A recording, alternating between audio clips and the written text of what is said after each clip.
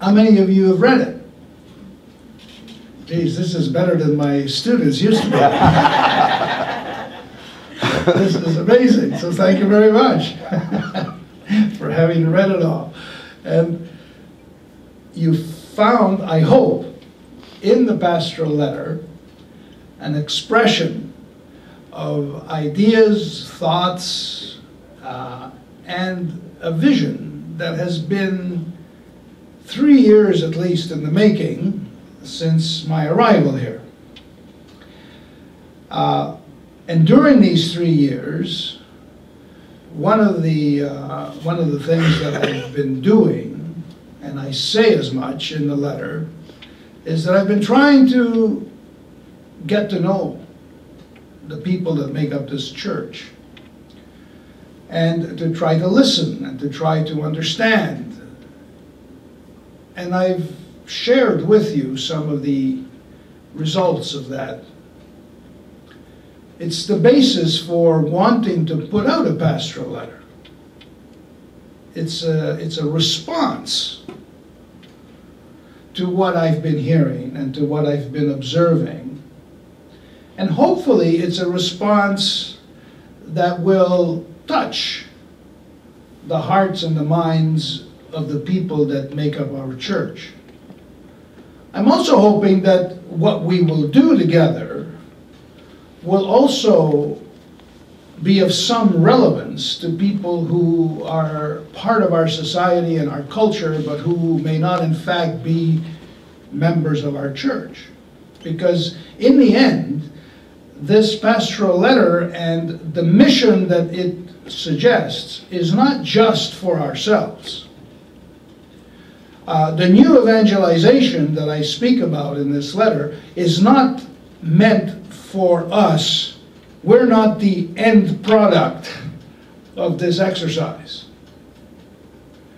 We may have to begin there, because some of what we need to do is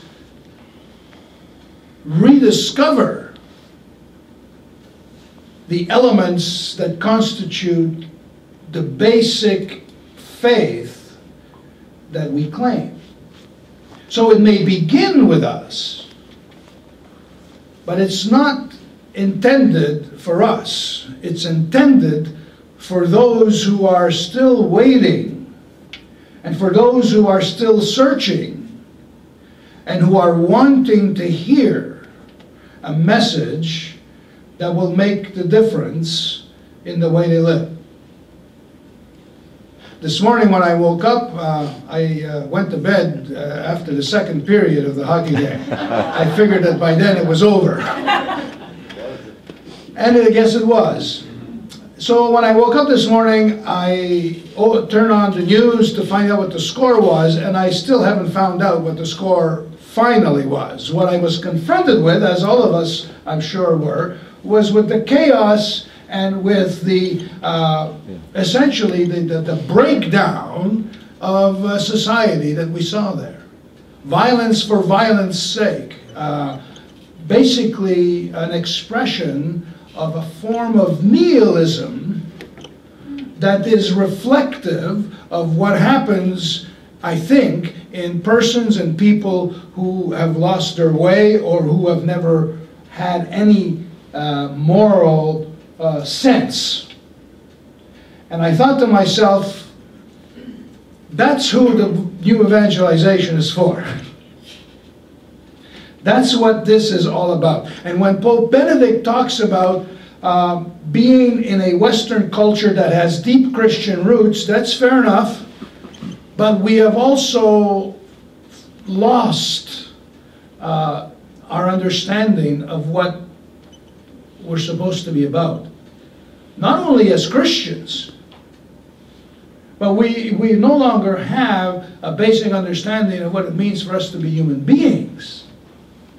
The behavior that we saw on television, live, is indicative of how far we've gone away from an understanding of what it is to be human, the humanity that Jesus Christ came to save.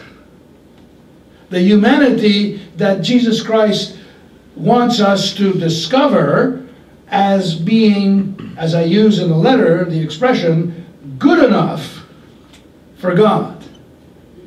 But what we saw last night wasn't good enough for anybody.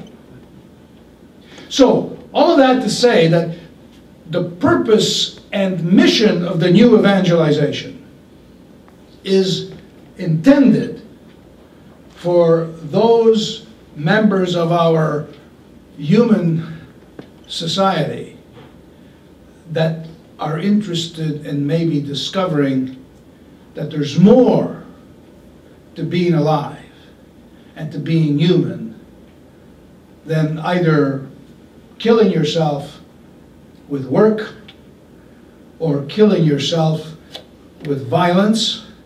There's got to be more to life than that.